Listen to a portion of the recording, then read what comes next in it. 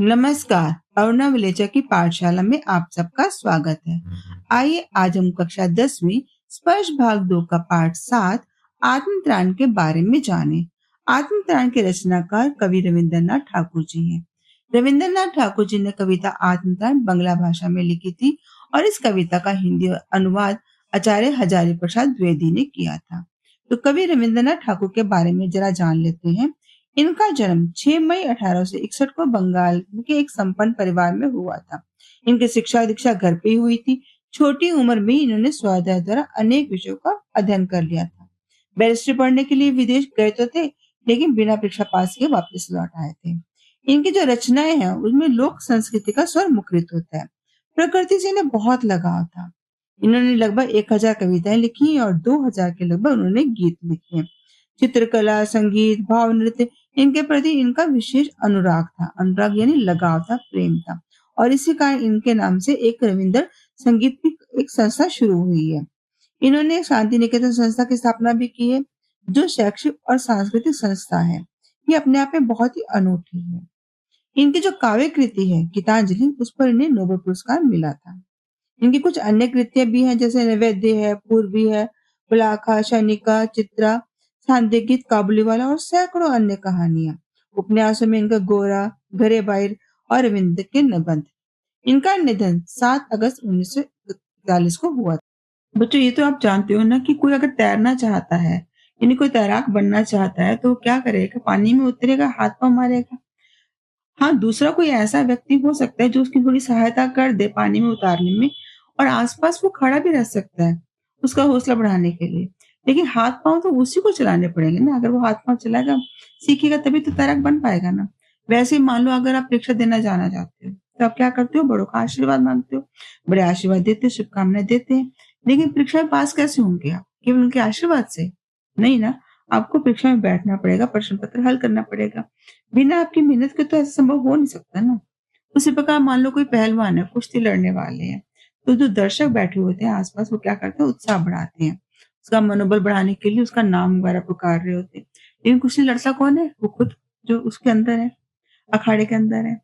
तो यहाँ जो कवि जो है वो क्या करना चाहते हैं? प्रभु हालाँकि सब कुछ कर सकते हैं, दे सकते हैं, लेकिन वो ये नहीं कहते कि सारा कुछ प्रभु करे। वो खुद अपने बल पे कोशिश करना चाहता है। चाहे कितनी भी उस पे मुसीबतें आ जाए, आपदा आ जाए, विपदाएँ आ जाए, लेकिन वो क्या कहते हैं कि मुझे इतना समर्थवान बना दो कि मैं उन संघर्षों का सामना खुद करूँ। प्रभु सारे काम ना करें उसके, बस प्रभु क्या करें? उसका हौसला बढ़ाए, उसको भय से मुक्ति दे दें। तभी इस कविता का नाम आत्मत्राण है, यानी आत्मा को भय से मुक्ति देना। डर अंदर से खत्म कर दें। अगर डर अंदर से खत्म हो जाएगा, तो व्यक्ति निर्भय होकर साहसपूर्वक सारे काम कर सकता है। वो भयभीत रहेगा नहीं। उसको लगता है कि मैं सारे काम कर सकता हूँ। तो किसी भी तरह का डर उसके मन में रहेगा नहीं। तो यह जो कविता है उनकी आत्मग्राम, ये रविंद्रनाथ ठाकुर ने बांग्ला भाषा में लिखी थी और इसका अनुवाद किया था श्रद्धेय आचार्य हजारी प्रसाद द्विवेदी जी ने। द्विवेदी जी कौन है? उन्होंने हिंदी साहित्य में बहुत अच्छा योगदान दिया है। हिंदी साहित्य को समृद्ध बनाया उन्होंने। और ये जो अनुवाद बताता है कि अनुवाद में कैसे मूल रचना की आत्मा को अक्षुण्ण बनाया जा सकता है। यानी कभी-कभी अनुवाद करने वाला इतना सक्षम होता है, इतना अच्छा अनुवाद करता है, लगता है कि जैसे वास्तव में यही मूल रचना हो। इस कविता के जो रचनाकार है वो तो रविंद्रनाथ ठाकुर हो गए, और इसका अनुवाद करने वाले कौन हो गए? आचार्य हजारी प्रसाद द्विवेदी। कभी परीक्षा में जब पूछा जाए कि कवि कौन है, तो आपको बताना पड़ेगा, स्पष्ट करना पड़ेगा कि कवि जो है रविंद्रनाथ ठाकुर है। बांग्ला भाषा में उन्होंने लिखा, लेकिन अनुवाद किया इसका आचार्य हजारी प्रसाद द्विवेदी ने। विपदाओं में से मुझे बचाओ, ये मेरी प्रार्थना नहीं, केवल इतना हो करुणा में, कभी न विपदा में पाऊं भय। दुख ताप से व्यथित चित्त को ना दो सांत्वना नहीं सही, पर इतना होवे करुणा में, दुख को मैं कर सकूं सदा जय। कोई कहीं सहायक ना मिले तो अपना बल पौरुष ना हिले। विपदाओं से मुझे बचाओ, विपदाओं यानी मुसीबतों से मुझे बचाओ, ये मेरी प्रार्थना नहीं है, केवल अर्ज नहीं है। मैं क्या चाहता हूँ? केवल इतना हो करुणा में। करुणा मतलब दया दिखाने वाला, यानी दूसरों पर दया करने वाला। कभी ना विपदा से पाऊं भय। विपदा यानी मुसीबत, और उससे क्या पाऊं? भय यानी डर।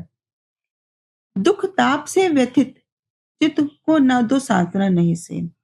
दुख है, ताप है, कष्ट है, पीड़ा है, उसे कभी भी मेरा चित्त क्या व्यथित ना हो, पीड़ित दुखी ना हो, ना तो सांत्वना ना सही।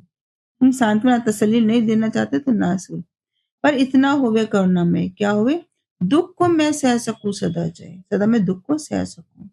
अब यहाँ कवि क्या कहते हैं, विपदाओं से मुझे बचाओ। हे प्रभु, मेरी आपसे केवल इतनी प्रार्थना है कि आप मुझे विपदा, ये मैं प्रार्थना नहीं करता कि आप, ये मेरी प्रार्थना नहीं है कि आप मुझे विपदाओं से बचाओ। मुसीबतें अगर मुझ पे आती है तो बेशक जितनी मर्जी आ जाए, मैं विपदाओं से घबराऊं नहीं। केवल इतना कर दो, हे दया निदान कृपा निदान, केवल इतना कर दो कि मैं इनसे संघर्ष करूं, इनका सामना करूं, इनको झेलूं। इतना चाहता हूं, मैं कैसा बन जाऊं, निर्भय बन जाऊं, मुझ में किसी तरह का डर ना हो, मैं मुसीबत की घड़ी में कभी भी विचलित ना हूं, कभी ना विपदा में पाऊं भय, कभी भी मुसीबतें आ जाए, विपदाएं आ जाए तो मैं उनसे कभी भय ना खाऊं। दुख है, ताप है, उनसे मेरा हृदय व्यथित ना हो। मैं नहीं चाहता कि आप मुझे सांत्वना नहीं देना चाहते, मत दे, मुझे सांत्वना भी नहीं चाहिए। हाँ, मुझे क्या कर दो आप, इतना करो होवे कर, पर इतना होवे क्या होवे, दुख को मैं कर सकूं सदा जय, कि मैं दुखों पर विजय पा सकूं, जीत सकूं, दुखों से भयभीत ना हूं, डरूं नहीं मैं। अब और क्या कहते हैं वो, कोई कहीं सहायक ना मिले तो अपना बल पौरुष ना हिले। कभी कभी ऐसा तो कोई सहायक नहीं मिलता, कोई मेरी सहायता करने के लिए आगे नहीं आ रहा, पर मेरी जो खुद की ताकत है, मेरा पौरुष है, बल है, वो विचलित नहीं होना चाहिए, वो हिलना नहीं चाहिए। अपने बल पे, अपने पौरुष पे मैं उन सारी मुसीबतों को पार पाना चाहता हूँ। मैं ये नहीं कहता कि आप मुझे पर कष्टों से निकाल दो, मुझको विपदाओं से, मुसीबतों से बचाओ, मैं ऐसी प्रार्थना नहीं करता। मुसीबतें आनी तो आए, लेकिन क्या करो, मैं उन विपदाओं से घबराऊं नहीं। दुख है, ताप है, उनसे मैं विचलित ना हूं। हाँ, तुम सांत्वना नहीं देना चाहते मत दो, मुझे सांत्वना भी नहीं चाहिए। मुझे क्या चाहिए कि मेरे पास इतना निर्भय हो जाऊं मैं, कि बिना डर के मैं इन सारे दुखों पर विजय पा सकूं। कोई सहायक नहीं मिलता तो भी ना मिले, लेकिन मेरा अपना खुद का जो बल पौरुष है वो विचलित नहीं होना चाहिए। हानि उठानी पड़े जगत में, लाभ अगर वंचना रही तो भी मन में ना मानुष है। मेरा त्राण करो अनुदिन तुम, ये मेरी प्रार्थना नहीं, बस इतना होवे करुणा में, तरने की हो शक्ति अनामय। मेरा भार अगर लघु करके ना दो, सांत्वना नहीं सही। हानि उठानी पड़े जगत में, चाहे मुझे कितनी ही हानि क्यों ना उठानी पड़े। यानी कभी ऐसा आता है, छल कपट वाले लोग आ जाते हैं, वंचना करने वाले, धोखा देने वाले, उनसे मैं लाभों से वंचित हो जाता हूँ। तो कितनी ही मुझे कोई हानि क्यों ना उठानी पड़े, तो भी मन में ना मानो क्षय।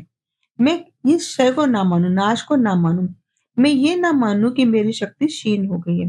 मेरे मन की शक्ति जो प्रबल रहनी चाहिए। चाहे कितनी ही मुसीबतें आए, विपदाएं आए, हानि उठानी पड़ जाए, लाभों से मैं वंचित हो जाऊं, तो भी क्या हो, मेरे मन में ऐसा भाव पैदा ना हो कि मेरे मन में क्षय की शक्ति आ गई, यानी मेरी शक्ति क्षीण होती जा रही है, दुर्बल होती जा रही है। मैं काम करने में समर्थ नहीं हूँ, मैं विजय पाने में समर्थ नहीं हूँ। यानी अपनी शक्ति पर मेरा विश्वास अटल बना रहे। मेरा त्राण करो अनुदिन तुम। मैं ये नहीं कहता कि प्रतिदिन तुम मुझे त्राण करो, यानी मुझे भय से छुटकारा दिलाते रहो। अनुदिन होता है मतलब प्रतिदिन। मैं नहीं चाहता कि प्रतिदिन मैं यही प्रार्थना करता रहूं कि मुझे भय से मुक्ति दे दो, भय से मुक्ति दे दो। मैं ऐसी हर दिन प्रार्थना नहीं कर रहा। बस इतना होवे करुणा में, हे करुणा निधान दया दिखाने वाले, बस इतना करो कि तरने की हो शक्ति अनामय। मेरा शरीर कैसा हो, अनामय यानी रोगों से मुक्त हो। मुझमें इस मुसीबतों से पार पाने की शक्ति होनी चाहिए। मैं इन मुसीबतों रूपी सागर को, भवसागर को पार करने का समर्थ रख सकूं, तैरने की शक्ति कर सकूं। मेरा भार अगुल लघु करके ना दो, यानी मेरा बोझ जो है, भार जो है वो हल्का करके ना दो, ना से सांत्वना भी मत दो। मैं ये भी नहीं चाहता कि आप मुझे सांत्वना दो, मेरे बोझ को हल्का कर दो, मुसीबतों की व्यथा की पीड़ा को जो कम कर दो, ऐसा भी नहीं चाहता। हाँ, मुझे इतनी शक्ति दो कि मैं उन मुसीबतों को पार पा सकूं, तैर सकूं। अब कभी क्या चाहते हैं, वो चाहते हैं, वो प्रतिदिन प्रार्थना नहीं करते परमात्मा से कि मुझे भय से मुक्ति दो, मेरी दया दिखाओ, मुझे रोग, वो कहते हैं बस मुझे शरीर में इतनी सामर्थ्य दे दो, ताकत दे दो कि मैं तैरने की शक्ति रख सकूं, मेरे संसार रूपी जो भवसागर है उसको पार करने की मैं शक्ति रख सकूं। मैं आपसे ये कामना नहीं करता कि मेरा बोझ हल्का करो या मुझे सांत्वना प्रदान करते रहो। मैं क्या करना चाहता हूँ, मैं वहन करना चाहता हूँ, किसको, केवल इतना रखना अनुनय, वहन कर सकूं इसको निर्भय, नत शिर होकर सुख के दिन में, तब मुख पहचानो छिन छिन में। दुख रात्रि में करे वंचना मेरी, जिस दिन निखिल मही, उस दिन ऐसा हो करुणा में तुम पर करूं नहीं कुछ संशय। अब यह कवि जो है वो क्या प्रार्थना करते हैं केवल इतना रखना अनुनय, हे प्रभु बस मुझ पर केवल इतनी दया दिखाना। यह अनुनय का मतलब विनय प्रार्थना होगी, विनम्रता पूर्वक प्रार्थना होगी, अनुनय करना हो गया। तो मेरा अनुनय क्या है, विनय पूर्ण प्रार्थना क्या है, वहन कर सकूं निर्भय होकर, मैं उस बोझ को वहन कर सकूं, भार को उठा सकूं। वहन करना, बोझ को उठाना, भार उठाना, इसको निर्भय होकर, जो भी मेरे पर कष्ट आ रहे, मुसीबतें आ रही है, मैं उनको जो है निर्भय होकर बिना किसी डरे उन बोझ को, उन कष्टों को त्रिलिखों मैं उठा सकूं। कैसे करूं और क्या करूं, नतशिर होकर सुख के दिन में, और जब कभी सुख के दिन आए मेरे पास तो भी मैं नतशिर रहूं, सिर सदा झुकाकर चलूं मैं। यानी विनम्रता का भाव मेरे में बना रहे सुख के क्षणों में भी। होता क्या है कि दुख के क्षणों में तो लोग परमात्मा को याद करते हैं, जब सुख के क्षण आते हैं तो परमात्मा को लोग भूल जाते हैं। तो नतशिर होकर सुख के दिन में भी मैं उन सारी शक्तियों को वहन कर सकूं, तब भी जब सुख के दिन में पास आ जाए, और तब मैं क्या करूं, तब मुख पहचानूं छिन छिन में, तब भी मैं तुम्हारे मुख को पहचानूं क्षण क्षण में, प्रत्येक कण कण में, तब भी मैं तुम्हें पहचान सकूं कि परमात्मा यही कहीं आसपास है मेरे। यानी सुख के दिनों में विनम्रता का भाव मुझ में समाया रहे, और मैं तब भी प्रतिदिन आपको निहारूं, आपके मुख को देखूं, मैं इस बात को जानूं छिन छिन में, कण कण में आप ही हैं। दुख रात्रि में करे वंचना मेरी, जिस दिन निखिल मही, निखिल मही मतलब संपूर्ण संसार, निखिल यानी संपूर्ण, मही संसार, धरती, पृथ्वी। तो कहते हैं कि दुख रात्रि में करे वंचना, कभी कोई ऐसा क्षण आ जाता है जब दुख की भरी रात्रि में कोई मुझे धकेल देता है, यानी जो धोखा मिला, छल कपट किसी ने मुझे किया, और सारी समस्त धरती मेरे खिलाफ क्यों ना खड़ी हो जाए, है ना। उस दिन ऐसा हो करना में, तब भी क्या हो हे करना में, तुम पर करुणा कुछ संशय, कभी भी मेरे मन में तुम्हारे प्रति कोई संशय संदेह ना आए। ये नहीं क्योंकि परमात्मा मेरे साथ नहीं है, परमात्मा मेरे लिए कुछ नहीं करता, वो तो पता नहीं किसके लिए काम करते रहते हैं। तो आपकी शक्तियों के प्रति मेरे मन में कोई संशय का भाव नहीं आना चाहिए। मेरा विश्वास आप पर अडिग बना रहना चाहिए। कब बना रहना चाहिए, जब दुख की विपदा की कोई घड़ी आ जाती है।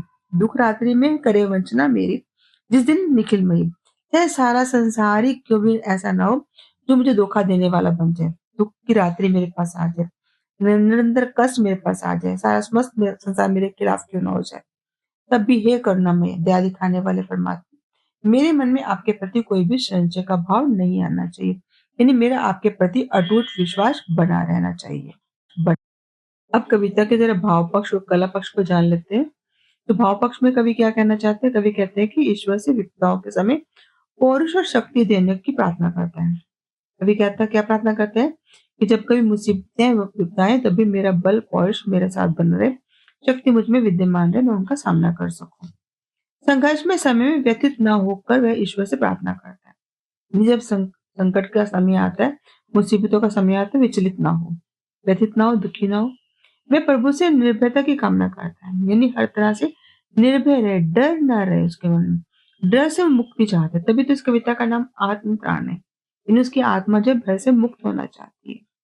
और क्या है, प्रभु सर्वशक्तिमान है ना, सब कुछ दे सकते हैं। फिर भी कवि की इच्छा नहीं है कि वे सब कुछ काम करे। वो कहते हैं हमारे लिए हर काम वो करे, ऐसा वो नहीं चाहता। कवि की इच्छा नहीं है कि परमात्मा हमारे लिए सारे काम कर कर दे देते रहे। कहते काम मैं खुद करूँ सब, बस मुझे सामर्थ्य इतना दे दे, मैं सब काम खुद कर सकूं। अब कला पक्ष में देखिए भाषा कैसी है इनकी, भाषा सरल है, सहज है, भाव अभिव्यक्ति में सक्षम है। यानी कविता की जो भाषा है, अपने भावों को प्रकट करने में सक्षम है। रोचक कविता है ये। अनुप्रास अलंकार भी यहाँ पर है, जैसे कोई कहीं में का वर्ण की आवृत्ति है ना, तो जहाँ एक व्यंजन वर्ण की आवृत्ति हो तो वो अनुप्रास अलंकार हो जाता है। चिंचन में पुनरुक्ति प्रकाश, एक जैसे शब्द दो बार आ जाते हैं, शब्द युग्म बन के आ जाते हैं, बीच में योजक चिन्ह रहता है तो पुनरुक्ति प्रकाश अलंकार होता है। तो यहाँ चिंचन शब्द जो है पुनरुक्ति प्रकाश अलंकार है। यहाँ कुछ समासिक शब्द भी हैं, जैसे दुख ताप, दुख और ताप हो गया, दुख और रात्रि हो गया, तो ये तत्पुरुष समास यहाँ है। तो इनको हम कहते हैं समासिक शब्दों का प्रयोग किया गया है। तो पूरी कविता में हम जान लेते हैं कि कवि रविंद्रनाथ टैगोर कहते हैं कि भाई प्रभु हालांकि सब कुछ करने में समर्थ है, देने में सब कुछ संभव है, लेकिन वे इस बात की प्रार्थना नहीं करते कि सारे काम मेरे प्रभु ही करके देते। वो क्या प्रार्थना करते हैं कि चाहे कितनी मुसीबतें, आपदाएं आए, दुख द्वंद आए, संघर्ष आए, कुछ भी आए, तो वो इन सबको झेलने की ताकत उसमें हो, इन सबसे जूझने की सामर्थ्य उसमें होनी चाहिए। वो सिर्फ प्रभु से निर्भयता का वरदान मांग। आशा है आपको कविता का अर्थ समझ में आ गया होगा। अगर किसी पंक्ति में कोई कठिनाई है, दुविधा है, तो आप जो है कमेंट में आप मुझसे पूछ सकते हैं। अगर आप अभी तक मेरे चैनल को आपने सब्सक्राइब नहीं किया तो सब्सक्राइब कर दीजिए, ताकि जैसे प्रश्नोत्तर आपके इसके अपलोड हो तो आपके पास नोटिफ़िकेशन आ सके। धन्यवाद।